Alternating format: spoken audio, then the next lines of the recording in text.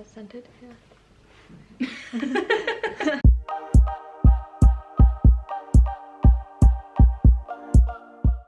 So today I'm here with a special guest. So we've got Kat from Stars and Embers here. Hi! We're really excited because like this is one of the first times I've ever actually done like a bookish collab with another bookish person. So you're the first. I'm so excited and like proud to be the first bookish collab. But today we've decided to do a book tag and we're going to do the Contradictions Book Tag. And the original creator is Daniela from Only If For a Page, but we actually got tagged by Grace from G Swizzle, so thank you for the tag.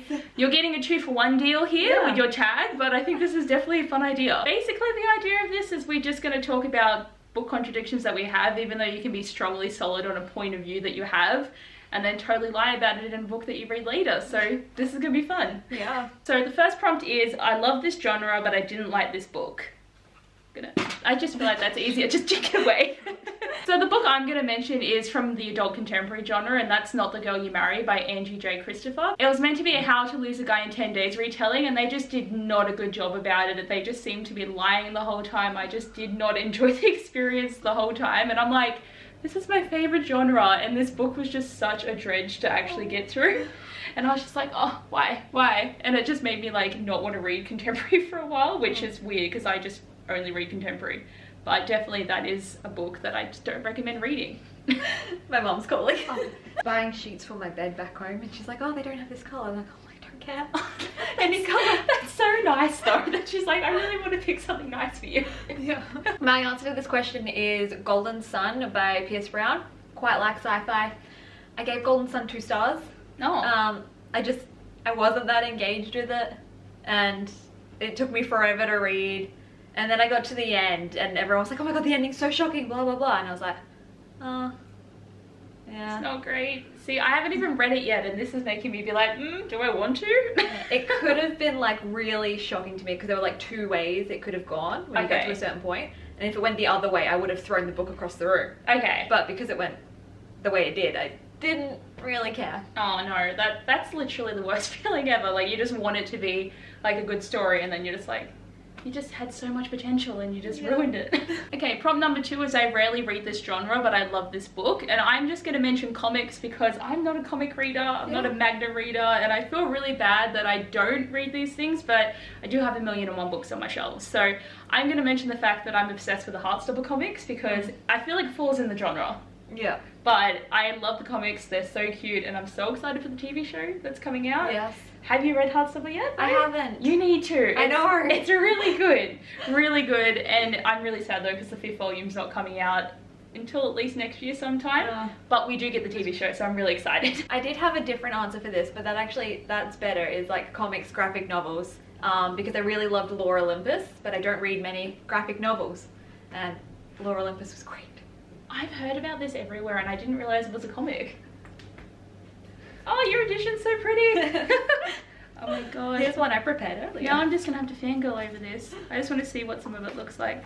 Oh, it's so nice.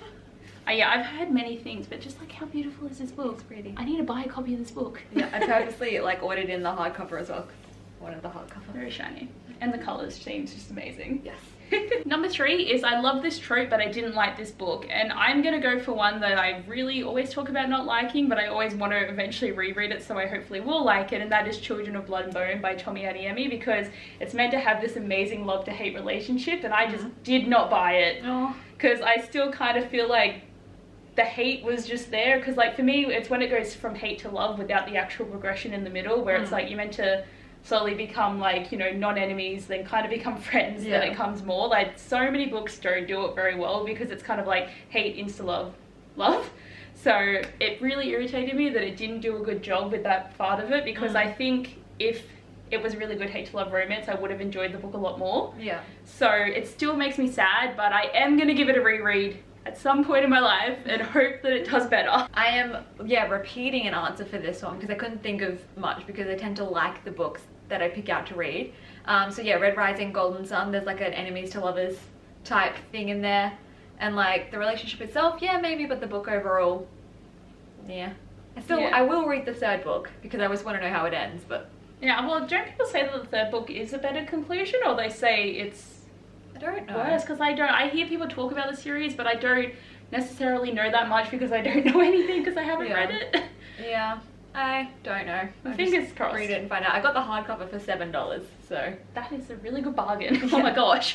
So I have to read it. Number 4 is I hate this trope, but I love this book, and I'm gonna go with what Grace said with the Infernal Devices because this is the only love triangle that's actually perfect. Like there's some that I will read that I'm like, I don't mind the love triangle, but you always have the person that you want them to end up with. For the Infernal Devices, I didn't care either way. Yeah. Like I was like, if it's Will, if it's Jem, they all care so much about each other, and the fact that Jem and Will have their special relationship that I think like the fact that they're even fighting over Girl at all is shows how much strong like their bond is. And her other love triangles that she's tried to write in her series haven't been as great, but I still really appreciate the story for what it is, and I just love the trope in here. So the trope I hate is miscommunication. And I didn't pick a specific book, but I'm pretty sure a lot of these books will have miscommunication like in them. this one. Definitely this one. Just hate miscommunication, but will read like a lot of fantasy books that have it. Oh, that's so true. Number 5 is I love this author, but I didn't like this book, and I'm gonna go for Well Played by Jen DeLuca. So I really loved Well Met, and that was a great book, and Well Match was really good, but Well Played just didn't do a good job because they had this whole catfish situation, and I just thought it was really not fun to read. And even though I really wanted to appreciate the book, I was like, this is just not fun. And she's written so many better things that it just really does make me sad when you have to, like, you go into it with high expectations because you know you liked what they've written, and then you get disappointed, and it's just can be really disheartening. Yeah. Mine was Soundless by Rochelle Mead. The book was okay. It's one of her only standalone books.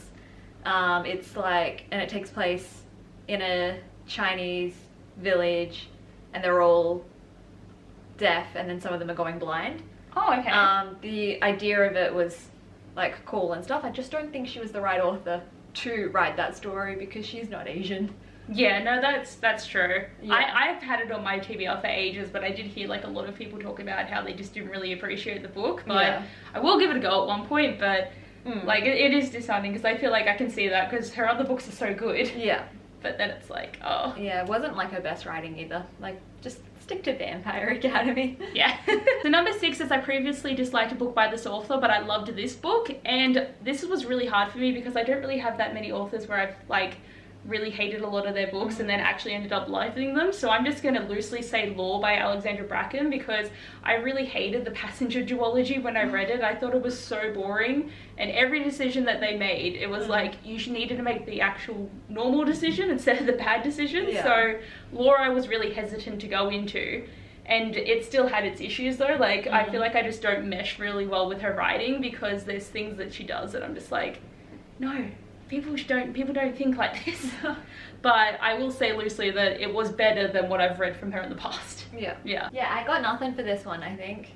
Like, it's really hard. Yeah, I pick authors that I genuinely know I'm gonna like, and then if I don't like an author's book, I'm usually not gonna read more of them. Yeah, that's true. Yeah. Okay, number 7 is I love this cover, but I didn't love this book. I'm just gonna mention Reign of the Fallen by Sarah Glenn Marsh because this cover is got like this bejeweled like skull on it, and it looks really cool, and it has like this really cool pink vibe. It's simple but really nice, and the book was just so bad. Like I don't even want to think about it anymore, and I spent the money on the hardcover, read it, and I was like, oh, this is just not fun. Like obviously it's a story about grief, but just some of the things that she did while she was upset just have no bounds to what even like you should be doing with grief.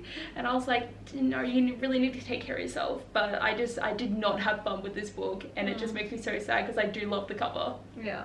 I also have nothing for this one. Yeah. That's my whole answer. Well, I mean, it's good. It's like, it's better if you not have to be disappointed from something that you've really loved a cover for. But also when they have cover changes, you can technically just like say, oh no one cares about that other cover now. So yeah, at least you're lucky. And the last question, number 8, is I really didn't like this cover, but I loved this book. And I'm just going to mention Lady Helen and the Dark Days Club because I've always had issues with this cover.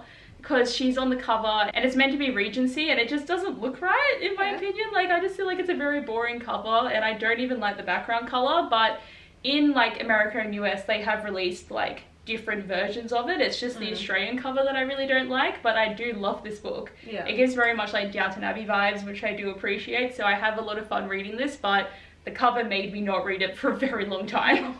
Yeah. Mine is just anything written by Rochelle Mead. Love the majority of her books, but she's been cursed with bad covers. I just think like the way that they pose in the covers just doesn't look very flattering, and It's I'm just weird. like, stop, please, no one likes this. Yeah. But yeah, even with VA, like on the second book, we don't know who the girl is supposed to be. We think maybe it's supposed to be Alyssa, and then there's this guy with like red eyes behind her, and we're like, what? But that doesn't look like a Strigoi, and yeah. And you just spend so much time looking at it, and it's just getting more frustrated. Yeah. I feel. Well, anyway, guys, that is all for the tag today. I feel like this was a really fun one though, because like we do all have really different opinions on things, and it's funny when we do have to kind of take them back for certain situations. But we didn't think about who are we tagging. Yeah, I didn't think about anyone. If you want to, it's your channel. You can tag people if you want. I have no idea. I did not think about tagging beforehand, so I will just list some people down below, and I'll probably tag you guys on Twitter. So anyway, I do hope you guys enjoyed this video and enjoyed my first ever collab. Had fun. But anyway, guys, thanks for watching, and I'll see you later. Bye!